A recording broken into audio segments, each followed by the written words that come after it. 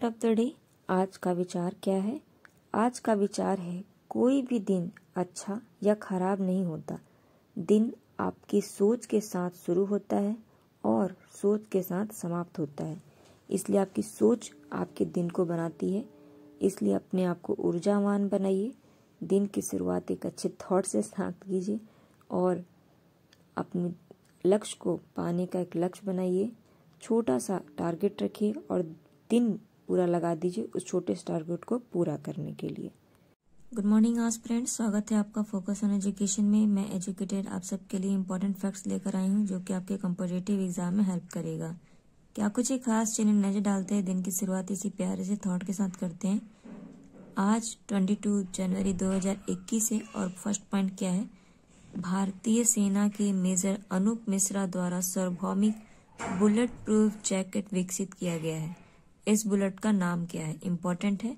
ये स्वदेशी है, यानी भारत के द्वारा ही बनाया गया है। किसने बनाया है? मेजर अनूप मिश्रा द्वारा। और ये एक बुलेट प्रूफ जैकेट है। इसका नाम क्या रखा गया है? शक्ति इसका नाम रखा गया है। ये नाम याद रखिएगा और इन मेजर अनूप मिश्रा जी का भी नाम याद रखिएगा। और आपको याद होगा शक्ति से जब आप याद करिएगा तो शक्ति जो है यूपी गवर्नमेंट ने भी एक शक्ति नाम की योजना चलाई थी। शक्ति योजना क्यों चलाई थी? कि जब जब हम दुर्गा पूजा सेलिब्रेट कर रहे थे ना, तब फीमेल के प्रोटेक्शन के लिए ये चलाया गया था। इसी तरीके से आप एक शक्ति ऑपरेशन के नाम से भी जानते हैं, जो कि 1998 में हुआ था। 1998 में जो शक्ति था, ऑपरेशन शक्ति, वो भारत का दूसरा जो न्यूक्लियर टेस्ट किया गया था जोधपुर में, यानी जोधपुर का है राजस्थान में, उसके लिए हम ऑपरेशन शक्ति का नाम हम लेते हैं।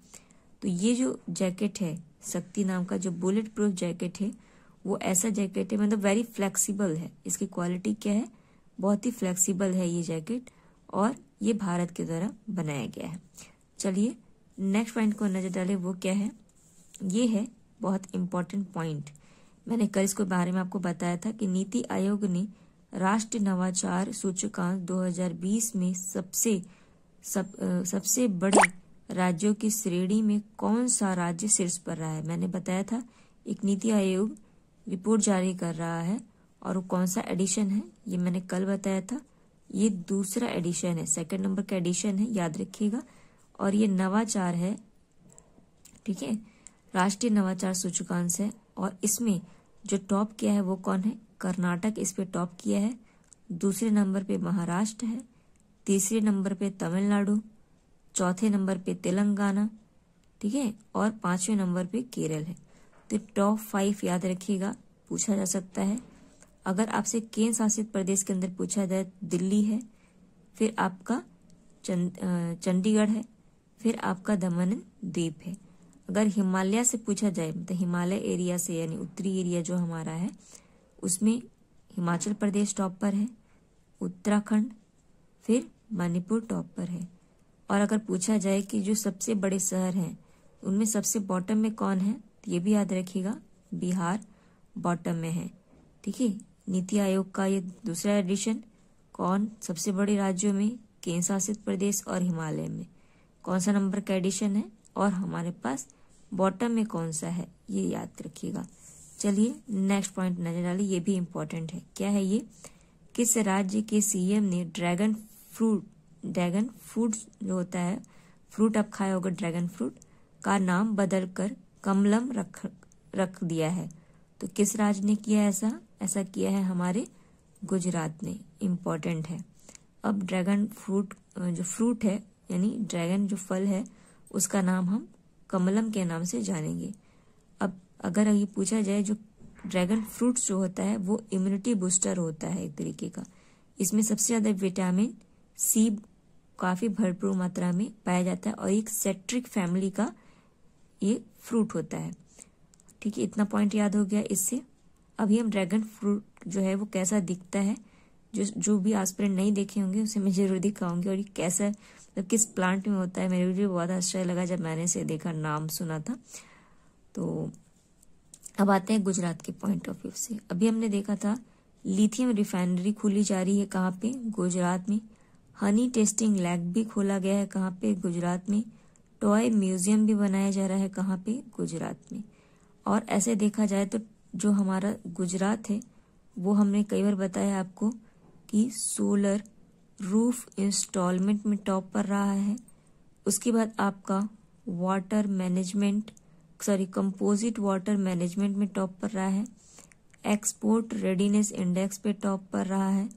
ठीक है, ये याद रखिएगा, ये टॉप। और बाकी तो अभी बहुत सारी जो न्यूज़ है वो तो हम देख ही रहे हैं। अभी गुजरात में ही हमने काइट फेस्टिवल भी सेलिब्रेट किया। क्या सेलिब्रेट किया? काइट फेस्टिवल भी हमने सेलिब्रेट किया है, ये भी पॉइंट याद रखिएगा। और इसी के उपलक्ष्य में यहाँ के सीएम ने क्या निकाला? करुणा ऐप भी निकाली, करुणा अभियान चलाया है। क्यों? क्योंकि जो भी बर्ड्स होते हैं ना, वो मांझे की वजह से, जो पतंग आप उड़ाते हो धागे की वजह से, उसके बहुत ज्यादा उन्हें घायल हो जाते हैं, वो परेशान हो जाते हैं। तो इसलिए करुणा ऐप निकाली गई थी। ठीक है, अभियान जो है करुणा अभियान। चलिए हम ड्रैगन फ्रूट्स को देख ले वो कैसा दिखता है। ये है ड्रैगन फ्रूट्स। ठीक है, देखिए ड्रैगन फ्रूट है, कुछ ऐसा दिखता है ये ड्रैगन फ्रूट। इसका पेड़ भी देख लेते हैं। ये है इसका पेड़, इस तरीके से ये फलता है और इस तरीके से तोड़ के हमारे मार्केट तक पहुंचता है। और स्पेशली ये जो एरिया होते हैं ना, जैसे गुजरात, राजस्थान, हल्के ह्यूमड टाइप की एरिया, रेतीला, वैसे स्थान पे उगाया जाता है। चलिए नेक्स्ट को देखें। नेक्स्ट पॉइंट क्या है? ये भी इंडेक्स से रिलेटेड है। ग्लोबल फायर पावर इंडेक्स 2021 में भारत का कौन सा स्थान रहा है? तो आपको पता होना चाहिए, अभी एक इंडेक्स निकली, उसका नाम क्या है? Global fire power index. ये स्पेशली जो सेना होती है ना, उसके लिए दिया जाता है। मतलब आपकी कंट्री में कितनी अच्छी सेना की उस पर खर्च हो रहा है, कितनी पावरफुल सेना है। तो सबसे पावरफुल भारत की जो रैंकिंग इसमें आई है वो कौन से नंबर पे? चौथे नंबर पे। कितने देशों को से काउंट किया गया? 138 जो देश हैं उनको इसको काउंट किया गया, और 138 देशों में से भारत का चौथा स्थान है। तो टॉप किसने किया है उसे भी हमें पता होना चाहिए। टॉप जो है उसमें यूएसए, मतलब यूएसए की जो सेना है वो सबसे अच्छी है टेक्नोलॉजी के मामले में और खर्च के मामले में। मतलब वहाँ की गवर्नमेंट जो है वो वहाँ की आर्मी पे बहुत ज्यादा खर्च करती है। नेक्स्ट जो है वो क्या है? रशिया। उसके बाद हम चाइना को देखते हैं। चौथे नंबर पे कौन है? आपका भारत। अगर पूछा जाए इसमें लास्ट पे है कौन है, यानी 138 पोजीशन पे कौन है, तो वो है हमारा छोटा सा प्यारा सा नेबर, क्या नाम है? भूटान। ठीक है, ये पॉइंट याद रखिएगा। चलिए नेक्स्ट पॉइंट को नजर डालें, वो क्या है? कौन सा मंत्रालय अमेजन वेब सर्विस के साथ मिलकर भारत की पहली क्वांटम कंप्यूटर एप्लीकेशन लैब की स्थापना कर रहा है? तो ये किसके साथ मिलकर कर रहा है? ये अमेजन के साथ कर रहा है। कौन सी, और मतलब भारत की कौन सी मंत्रालय है? तो इलेक्ट्रॉनिक एवं सूचकांक प्रौद्योगिकी मंत्रालय है। ये पॉइंट याद रखिएगा, इलेक्ट्रॉनिक एवं सूचकांक प्रौद्योगिकी मंत्रालय। ये पॉइंट हमारे लिए इंपॉर्टेंट हो जाता है। नेक्स्ट जो पॉइंट है वो क्या है? भारत यूरोपीय संघ IPR वार्ता का कौन सा संस्करण आयोजित किया गया? तो यह भी भारत और यूरोप संघ का पहला है जिसमें कि हम IPR वार्ता कर रहे हैं, मतलब डायलॉग कर रहे हैं। अब IPR होता है क्या है? तो इंटेलेक्चुअल प्रॉपर्टी राइट जो होती है उसी को हम शॉर्ट फॉर्म में IPR के नाम से जानते हैं। ये डायलॉग हुआ भारत और आपके यूरोप। अब हम देखते हैं यूरोपियन यूनियन, ये यूरोपीय संघ है ना, तो ये यूरोपियन यूनियन कब स्टैब्लिशमेंट हुई इसकी, और इसमें कौन कौन से हमारे, मतलब ये क्या है, ये इसको हम देख लेते हैं। चलिए यूरोपियन यूनियन को देखें। तो ये जो आपको ग्रीन, ये वर्ल्ड का देखिए मैप है, ग्लोब का, और इस मैप में जो आप ग्रीन कलर को देख रहे हो ना, वही क्या है? आपकी यूरोपियन यूनियन है। इसमें कितने मेंबर बचे हैं? तो 27 मेंबर बचे हैं। इतना याद करने की जरूरत नहीं है, लेकिन हाँ पता होना चाहिए। अगर इसके प्रेसिडेंट की बात कर रहे हैं तो उर्सुला जी हैं, ये पॉइंट याद रखिएगा बस। अगर इसकी फॉर्मेशन की बात की जाए तो इसे ट्रीटी ऑफ रोम में किया गया था। और ट्रीटी ऑफ रोम जो है कब हुआ था ये? तो इसकी फॉर्मेशन 1 जनवरी 1958 में हुई थी। फिर सिंगल यूरोपियन एक्ट आया था 1987 में। लेकिन अगर आपसे पूछेगा तो कब किया गया था, तो अगर इसकी स्टैब्लिशमेंट तो 1958 को ही मार्क करिएगा। उसके बाद नेक्स्ट जो इम्पोर्टेंट पॉइंट है, इससे वो क्रोएशिया जो कंट्री है ना, उसने 2013 में जो यूरोपियन यूनियन से बाहर हो गया, मतलब पहले 30 थे, फिर 29 हो गए, सॉरी 29 थे ना, 29 थे तो 28 हो गए। अब 28 से जब अभी यूके यानी आपका ब्रिटिश जो है वो भी निकल गया, कब? 31 जनवरी 2020 को। तो 28 थे, अब यूके निकल गया यानी ब्रिटेन। तो और इसको हम ब्रेक्जिट के नाम से जानते हैं, आपने न्यूज़ पढ़ रहे होंगे तो सुने होंगे ब्रेक्जिट वर्ड, ठीक है। BR से अब क्या था, BE से ब्रिटेन और एग्जिट, ठीक है। तो ये था ब्रेक्जिट और इनके लास्ट डेट कब थी, तो 31 जनवरी 2020। और अब कितने मेंबर हैं, तो 27। ये पॉइंट याद रखिएगा, इंपॉर्टेंट है ये। नेक्स्ट पॉइंट क्या है, एक शब्द रहा न्यूज में, डिपरपेन ग्लाइकोसाइड। ये क्या है, डिपरपेन ग्लाइकोसाइड? ये एक रसायन का नाम है, मतलब ये केमिकल है, डिपरपेन ग्लाइकोसाइड। तो ये किस काम में आता है, तो ये जो कीट होते हैं ना, मतलब जो पौधे होते हैं वो भाई, अब जो हमारे कीट पतंगे होते हैं वो किस पर निर्भर, पौधों पे तो निर्भर है। जैसे टिड्डे हुए और जो भी वर्म हुए, वो सब क्या खाते हैं, पत्ते ही तो खाते हैं। तो जितने भी कीट होते हैं वो जब पत्ते को खाते हैं तो वो अपने डिफेंस के लिए एक रसायन निकालते हैं, ठीक है, एक मदद लेते हैं। उस जो रसायन निकालते हैं, स्पेशली तंबाकू में ऐसा हम लोग को देखने को मिला स्टडी करने के दौरान। तो जो भी हमें मिला उस रसायन का नाम क्या है, डेपरपाइन ग्लाइकोसाइड, नाम याद रखिएगा, इंपॉर्टेंट है। चलिए नेक्स्ट पॉइंट को नजर डालें। नेक्स्ट पॉइंट क्या है, संयुक्त राष्ट्र महासभा यानी UNAG यानी यूनाइटेड नेशन जनरल असेंबली के मतदाता करने के लिए 7 कंट्री के वोटिंग अधिकार को निलंबित कर दिया। अभी जो यूनियन संघ है ना, हमारी जनरल असेंबली यूनियन की, उसने क्या किया कि 7 कंट्रीज, आपसे पूछी जा सकती है कितनी कंट्रीज, तो आपको पता होना चाहिए 7 कंट्रीज का जो वोटिंग राइट है उसको निलंबन कर दिया, क्योंकि इसको पेमेंट नहीं मिली थी। दैट इज वाई, बहुत छोटा सा रीजन, क्योंकि भाई ये सब ऑर्गेनाइजेशन है और ये फंडिंग पे ही चलती हैं और हर कंट्री से कुछ ना कुछ फंड देते हैं। तो ये जो 7 कंट्रीज है वो भी कहाँ की हैं, अफ्रीकन कॉन्टिनेंट की। तो उन्होंने पेमेंट नहीं दिया था, इस वजह से इन्हें निलंबित कर दिया गया। और हमसे जो क्वेश्चन पूछा जा सकता है, एक तो ये पूछा जा सकता है, दूसरा पूछा जा सकता है कि UN या फिर हमारी यूनाइटेड नेशन जनरल असेंबली का हेडक्वार्टर कहाँ है। तो इसका हेडक्वार्टर कहाँ है, USA न्यूयॉर्क में, ठीक है। और इसके मेंबर कितने हैं, तो 193 इसके मेंबर हैं। अगर इसका हेड पूछा जाए तो एंटोनियो गुटेरेस जी इसके हेड हैं। ये इंपॉर्टेंट पॉइंट है। चलिए नेक्स्ट पॉइंट पर नजर डालें, वो क्या है, किस राज्य ने मनरेगा के तहत कार्य दिवस की संख्या 100 से बढ़ाकर 150 दिन कर दी गई है। इंपॉर्टेंट है। तो वो कौन किया है, उत्तराखंड किया है। इंपॉर्टेंट है उत्तराखंड, ठीक है। उत्तराखंड की 2 कैपिटल में पता है, जो समर कैपिटल है वो क्या है, गार्सियन, और विंटर कैपिटल क्या है, देहरादून। अब हम आते हैं अपने मनरेगा के ऊपर। तो इसे नरेगा के नाम से पहले जानते थे। तो ये कब आया था, तो 1991 में ये नरेगा के नाम से आया था और एग्जीक्यूट हो गया था पूरे कंट्री में। फिर 2005 में इसे अमेंडमेंट किया गया और इसे गांधी जी को डेडिकेट कर दिया गया। तब से इसका नाम मनरेगा हो गया, ठीक है। और इसमें पहले कितना दिया जाता था, तो 182 रुपीज दिया जाता था। और अभी लॉकडाउन जब हुआ तब 20 रुपए और बढ़ा दिए गए। अब इसमें कितना दिया जाता है, ये पॉइंट याद रखिएगा। अब इसमें 202 रुपए हमें मिलते हैं और दिन कितना है, 100। लेकिन उत्तराखंड में अब 50 दिन और ऐड कर दिया गया है, 150 अब ये हो गया है। ये पॉइंट याद रखिएगा। नेक्स्ट पॉइंट क्या है, उस पर भी नजर डालें, ये भी हमारे लिए इम्पोर्टेंट हो जाता है।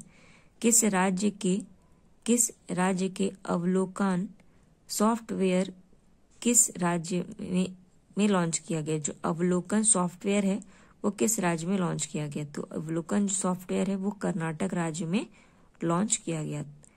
और ये क्या करेगा अवलोकन, तो ये इंफॉर्मेशन और डाटा कलेक्शन का काम करेगा, ठीक है। क्या करेगा, जो इन्फॉर्मेशन मिलेगी और डाटा कलेक्शन जितनी होती है ना हर डिपार्टमेंट से, उसका ये काम करेगा और ये जनता को प्रोवाइड कराएगा, जिससे कि वो अपनी प्रॉब्लम्स को समझ सके। यानी जो जैसे आप राइट टू इन्फॉर्मेशन एक्ट है ना, वैसा ही कुछ काम करेगा। दूसरा पॉइंट क्या देखना है कि कर्नाटक जो है पहला ऐसा राज्य है जिसने की हेल्थ रजिस्टर बनाया है। और ये हेल्थ रजिस्टर किस बेस पे है? जो आपकी जापान कंट्री और हांगकांग है शायद, उनके बेस पे इसको बनाया गया है। ठीक है, अब हम देखते हैं कि कर्नाटक की कैपिटल क्या है? बेंगलुरु। बेंगलुरु को हम स्पेस सिटी के नाम से जानते हैं, गार्डन सिटी के नाम से जानते हैं और सिलिकॉन वैली के नाम से जानते हैं। ठीक है, डीआरडीओ का हेडक्वार्टर भी कहाँ पे है? बेंगलुरु में ही है। नेक्स्ट पॉइंट क्या? यहीं पे हमने देखा था कि सैंडलवुड जानते ही हो आप, जो सैंडलवुड म्यूजियम यहीं पे लगाया गया, यानी चंदन की लकड़ी जो है उसके लिए म्यूजियम कहाँ पे लगाया गया? यहीं पे लगाया गया है कर्नाटक में।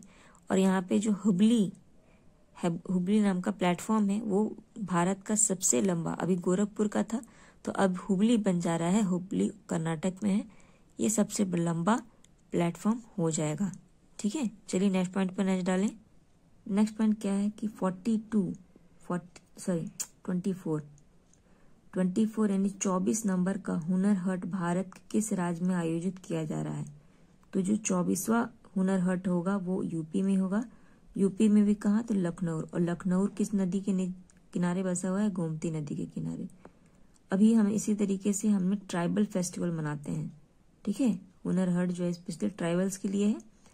जैसे ट्राइबल्स के लोग जो भी वस्तुएं बनाते हैं वो यहाँ पे आके अपने हुनर का प्रदर्शन करते हैं और लोग इसे बाई करते हैं, जैसे उनकी अर्निंग लोकल टू वोकल जो है उसको प्रमोट करेगा।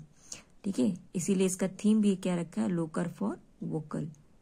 वोकल फॉर लोकल इसकी थीम रखी गई है।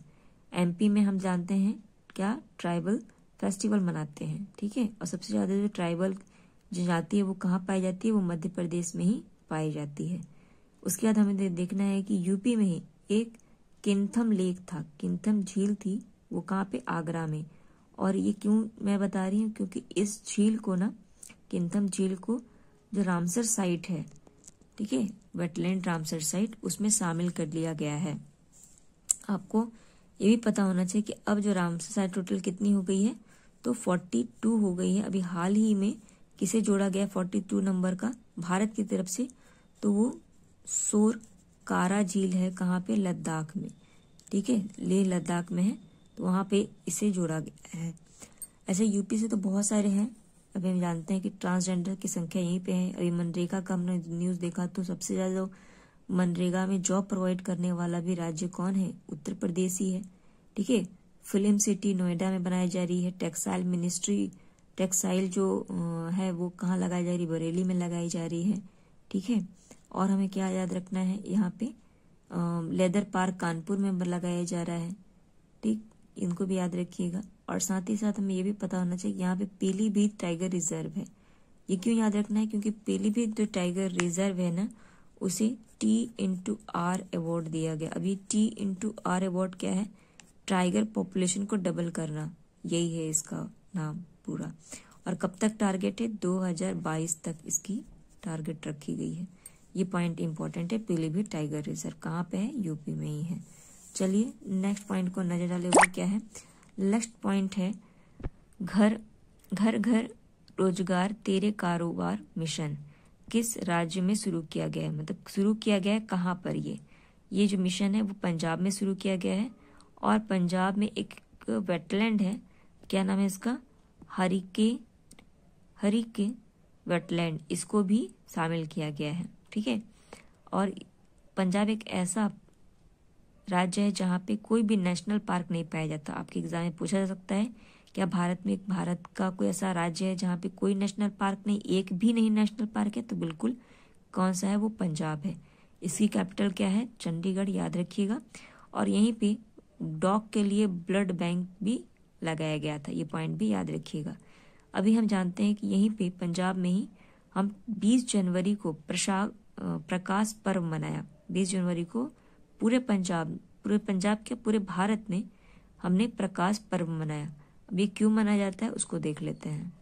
तो ये इसलिए मनाया जाता है प्रकाश पर्व क्योंकि यहाँ के 10वें गुरु, पूरे हम 10 गुरु के बारे में जानते हैं, तो 10वें गुरु जो हैं गुरु गोविंद सिंह 10वें नंबर के गुरु हैं। इनकी 354 नंबर की हमने एनिवर्सरी मनाई है। और इनकी किनके बेटे थे? तो ये तेग बहादुर सिंह के बेटे थे, जो कि 9वें गुरु थे। और तेग बहादुर सिंह को हम हिंद की चादर के नाम से जानते हैं, ये पॉइंट याद रखिएगा। हिंद की चादर के नाम से हम तेग बहादुर सिंह को जानते हैं। सिख धर्म में पहले गुरु कौन थे? गुरु नानक। खालसा पंथ की स्थापना गुरु गोविंद सिंह ने की थी, 10वें गुरु। और जो हर मंदिर है, साहब है मंदिर, वो उसी को हम गोल्डन टेम्पल के नाम से जानते हैं। ठीक है, गोल्डन टेम्पल कब कहा गया? कि जब इस पे गोल्डन कलर गोल्ड की एक परत चढ़ाई गई। और किस राजा के द्वारा चढ़ाई गई थी? तो ये राजा रणजीत सिंह के द्वारा इस पे चढ़ाई गई थी। चलिए हम 10 जो गुरु हैं उनको हम देख लेते हैं डिटेल में। ठीक है, चलिए हम सिखों के 10 गुरु को देख लें। उनमें से हम पहले गुरु को देखते हैं। तो गुरु नानक देव जो थे वो पहले सिख गुरु माने जाते हैं और इन्होंने ही सिख धर्म के प्रवक्ता यानी जनक के रूप में से जानते हैं। गुरु नानक देव जी का जन्म जो है लाहौर में हुआ था और ये अपने द्वारा स्वचरित पत्र, पवित्र पद तथा शिक्षिका, जैसे कि हम शिक्षक जो है उन्हें बानिया के नाम से जानते हैं, सिखों के धर्म ग्रंथ साहिब में संकलित किया था। मतलब जो उनकी वाणी थी, जो उनकी शिक्षा थी, उसे धर्म ग्रंथ में शामिल किया था। इसका नाम था धर्म ग्रंथ साहिब। फिर अपने 4 प्रमुख शिष्य, क्या नाम था उनका? मर्दान, लहान, बाला और रामदास, इनके साथ मिलके इन्होंने अपने धर्म, जो सिख धर्म था, उसका प्रचार किया। और इन्होंने अपने शिष्य जो अंगद थे, जिनका नाम क्या था? लहान, को उत्तराधिकारी घोषित किया। तो और वे दूसरे गुरु बने। तो आपसे पूछा जा सकता है कि दूसरे गुरु कौन थे? तो अंगद, इनका और क्या नाम था? तो लहान नाम से हम जानते हैं, याद रखिएगा। अब आते हैं गुरु आनंद, जिसे हम लहान के नाम से भी जानते हैं। ये दूसरे गुरुदेव बने और ये 14 वर्ष तक गुरु जो धर्म था, धर्म गुरु पद का ग्रहण किया। और इन्होंने, इनके लिए मतलब क्या इम्पोर्टेंट है कि इन्होंने जो गुरुमुखी लिपि थी उसका विकास किया और आप इस लिपि के जनक इसे मानते हैं। तो गुरुमुखी लिपि के जनक कौन है? गुरु अंगद जी, याद रखिए, गुरु अंगद, जिन्हें कि हम लहान के नाम से जानते हैं। उसके बाद दूसरे गुरु कौन है? गुरु अमरदास के बारे में भी पढ़िए, तीसरे गुरु बने। और इन्होंने सती प्रथा, पर्दा प्रथा के खिलाफ बहुत काफी संघर्ष किया। वे अपने चरित्रवान और सादर चरित्र के लिए जाने जाते हैं। इन्होंने जो सिख धर्म का व्यापक गठन से प्रसार किया, मतलब बहुत अच्छे से प्रचार किया। और इन्होंने गुरु अमरदास ने धर्म प्रचार के लिए 22 गद्दी स्थापित की। इम्पोर्टेंट है, पूछ सकता है तो किसने किया? 22 गद्दी, तो अमरदास ने। उसके बाद चौथे गुरु आए हमारे गुरु रामदास। गुरु रामदास चौथे गुरु थे और बादशाह अकबर ने इन्हें भूमि उपलब्ध कराई थी और जिस पर गुरु रामदास ने 1577 में जो अमृतसर नगर है उसकी स्थापना की। तो पूछा जा सकता है अमृतसर की स्थापना किसने की, इस नगर की? तो रामदास यानी चौथे गुरु ने। और किस सन में? तो 1577 में। और किसने दान दिया था? तो अकबर ने दान दिया था। और यहीं पे आपके अमृतसर मंदिर भी है, जिसे आप गोल्डन टेम्पल के नाम से जानते हैं। फिर पांचवें गुरु कौन बने? गुरु अर्जुन सिंह। अर्जुन सिंह के बारे में क्या इंपॉर्टेंट है? तो जो स्वर्ण मंदिर की नींव किसने रखी थी? इसने रखी थी। भूमि रामदास के पास रही और जो स्वर्ण मंदिर की स्थापना किसने की? तो गुरु अर्जुन ने की थी। अगर गुरु अर्जुन जी के बारे में देखेंगे तो इन्होंने धार्मिक कार्यों के लिए मनसद और मिदार की नियुक्ति की थी। तो ये इम्पोर्टेंट है। मनसद और मिदार क्या है? तो ये एक पोस्ट है, पोस्ट का नाम है। और ये भी पॉइंट याद रखिएगा जो वेरी इंपॉर्टेंट है कि गुरु अर्जुन सिंह ही थे जिनको फांसी की सजा दी गई थी। किसके द्वारा? तो जहांगीर के द्वारा। कई बार ये पूछा गया है किस गुरु को दिया गया? पांचवें गुरु को। नाम याद रखिएगा, अर्जुन सिंह। इनके द्वारा 2 पदों की स्थापना की, ठीक है, मनसद और मिदार। ये पॉइंट याद रखिएगा। उसके बाद छठवें गुरु थे हमारे गुरु हरगोविंद सिंह। हरगोविंद सिंह ने सिखों को एक लड़ाकू जाति में बदल दिया और गुरु गोविंद सिंह ने ही अकाल तख्त की स्थापना की और अमृतसर को किलनबंद किया। तो ये 3 पॉइंट याद रखिएगा। लड़ाकू जाति किसने की स्थापना की? तो गुरु हरगोविंद ने की थी। अकाल तख्त की स्थापना हरगोविंद ने।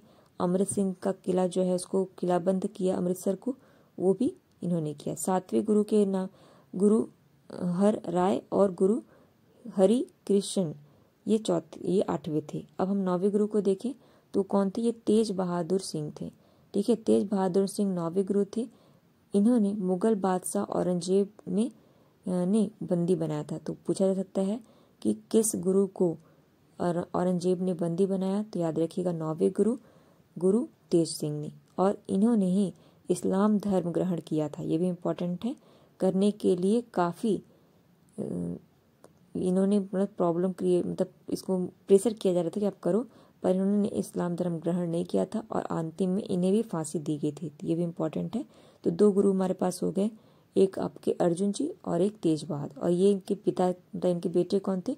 गुरु गोविंद सिंह, और ये 10वें गुरु बने। और जैसे कि आप जान रहे हो कि पूरे जीवन गुरु गोविंद जी ने संघर्ष किया और इसके बाद इनके 4 पुत्र शहीद हो गए। ठीक है, और इन्होंने खालसा सेना की स्थापना की। पूछा जाता है खालसा सेना या खालसा पंथ की स्थापना किसने की थी? गुरु गोविंद सिंह ने की थी।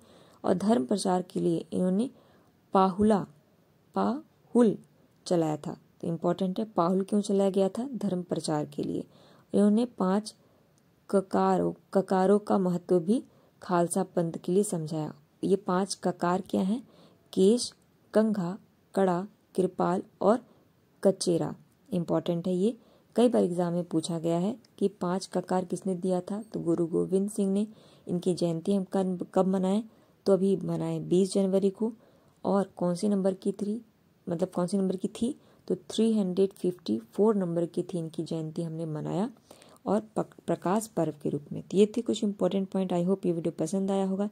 इसे लाइक कीजिए, कमेंट कीजिए, शेयर कीजिए। अगर आपको लगता है कि 1% भी मेहनत है तो प्लीज़ सब्सक्राइब और शेयर जरूर कीजिए। थैंक